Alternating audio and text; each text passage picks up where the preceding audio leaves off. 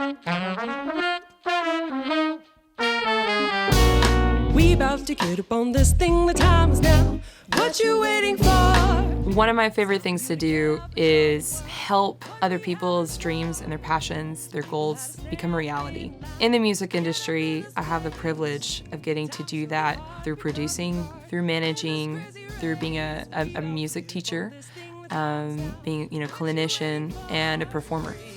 The thing about the underground, no one is ever. When it comes to performing, I've gotten to do that, I think, for the longest amount of time, and there's a lot that I've learned in doing that. So I'm primarily a singer these days. I grew up playing piano for churches, classical piano competitions and stuff, did marching band, absolutely loved it. There's a lot of life lessons I've learned through that and a lot of musicianship that came out of those years.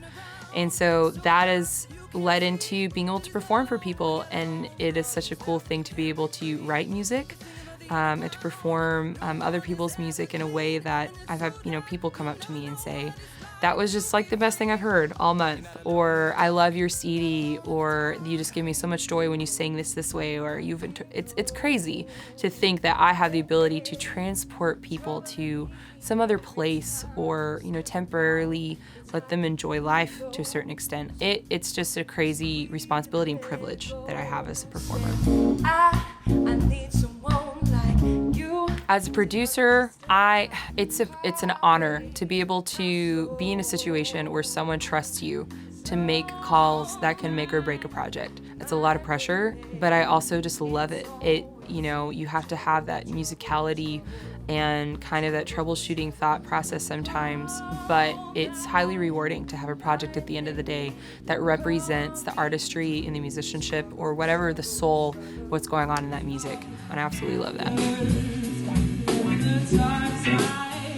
As a teacher, I found it's one of my favorite things to do, especially when the students are, wanting to learn. It's one of my favorite things when I get to show kids music that they would have never heard without me being able to show it to them, and teaching them musicianship and critical thinking skills and encouraging their creativity. And it's awesome to be able to have that responsibility of teaching the next generation.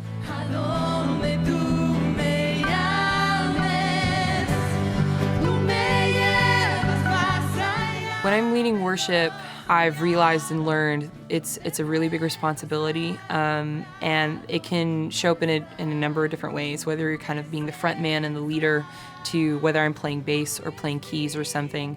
And it's a very unique skill set, and I'm just very thankful that I've been able to be in a position that God has put me in with the skills that I have to be able to do that and provide that for women's conferences, to D-Now weekends, and understanding the value of music in people's lives and bringing them into corporate worship so they can serve the Lord. It's a very specific area of service that I realize that God has given me the gift to do.